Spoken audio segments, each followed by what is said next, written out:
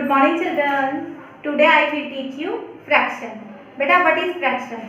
Fraction is a parts of whole. जब हमारे पास कोई वस्तु होती है और हमें उसे 2 पार्ट्स में या 3 पार्ट्स में डिवाइड करना होता है इक्वल पार्ट्स में, तो जो हिस्सा डिवाइड करने के बाद अपने ग्रुप को रिप्रेजेंट करता है वो क्या कहलाता है? फ्रैक्शन. ठीक है. Fraction has 2 parts. फ्रैक्शन के 2 पार्ट्स होते हैं. फर्स्ट आपका होता है न्यूमरेटर एंड सेकंड होता है डिनोमिनेटर. ठीक है. आओ अब हम इसे प्रैक्टिकल के जरिए जानते हैं. ये हमारे पास एक सर्कल है. ठीक है बेटा. अगर मैं आपसे कहूँ कि इसमें से हाफ सर्कल मैं रख लेती हूँ और हाफ सर्कल आपको दे देती हूँ. ठीक है. तो उसके लिए हमें क्या करना पड़ेगा? इसे हमने फोल्ड कर लिया. ठीक है. 2 इक्वल पार्ट में हमने इसे फोल्ड किया.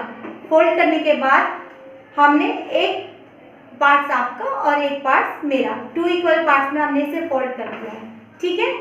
ऐसे ही यदि मैं आपसे कहूँ कि इसे 4 पार्ट में डिवाइड करना है तो हमें एक फोल्ड और करना होगा. ये 4 इक्वल पार्ट में डिवाइड कर लिया मैंने. देखो. ठीक है. ये इसके 4 इक्वल पार्ट में ये डिवाइड हो गया. ठीक है. अब हमें इसे लिखना कैसे है ये हम जानेंगे. ठीक है बेटा.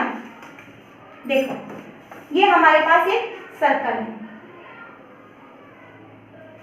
ठीक है. हमने एक सर्कल लिया.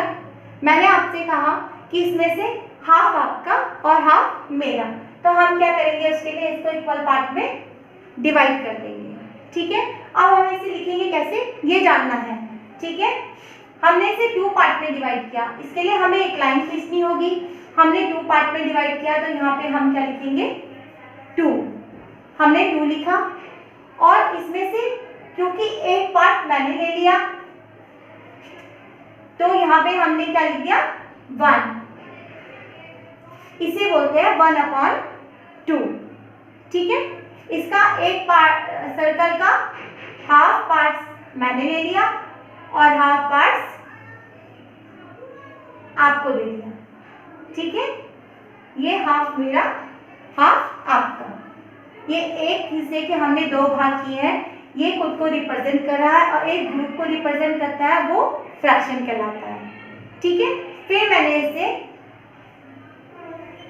आपको बताया था कि मैंने 4 पार्ट्स में से डिवाइड किया. ठीक है. जिसमें से एक हिस्सा मैंने आपको दे दिया. ठीक है. 4 पार्ट में डिवाइड किया तो अब आपको समझ में आ गया होगा हमें क्या करना है. क्योंकि ये 4 पार्ट में हमने डिवाइड किया तो हमें यहाँ पर 4 लिखना है. ठीक है. और 1 मैंने आपको दिया है तो 1 हम कहाँ लिखेंगे? ऊपर. ठीक है. ये हो गया 1/4. अब ऐसे ही बेटा एक और देखेंगे हम. मान लिया जाए ये सर्कल है और हमने इसे 4 पार्ट में डिवाइड किया.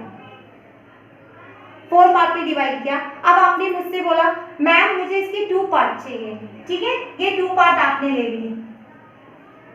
इसके 2 पार्ट्स मैंने आपको दे दिए. अब बताइए इसे कैसे लिखेंगे हम लोग? बिल्कुल सही. हम क्या करेंगे?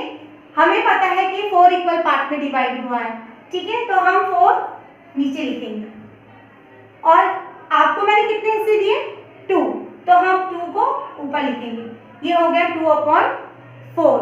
अगर बेटा ऐसे आप मुझे कहो कि मैम मुझे इसके 3 हिस्से चाहिए.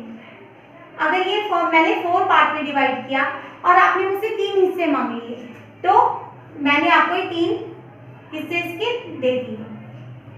अब आप इसको कैसे लिखेंगे? आई होप अब तो आपको पक्का समझ में आ गया होगा. 4 पार्ट में हमने डिवाइड किया. 3 हिस्से मैंने आपको दे दिए क्योंकि 4 पार्ट में डिवाइड किया तो 4 हमने नीचे लिख दिया. ठीक है. और 3 हिस्से मैंने आपको दे दिए तो हम 3 ऊपर लिखेंगे. ठीक है. 3/4. ओके बेटा. ये तो हमने जान लिया. अब मैं आपको बताऊंगी. मान लिया जाए हमारे पास 2/4 है. ठीक है. अब आप बोलेंगे मैम इसमें न्यूमिनेटर और डिनोमिनेटर कौन सा है? तो हमारे ऊपर वाला पार्ट जो होता है वो न्यूमिनेटर कहलाता है.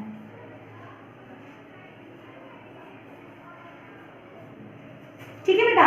और जो नीचे वाला पार्ट होता है इसको हम क्या कहते हैं? डेनोमिनेटर।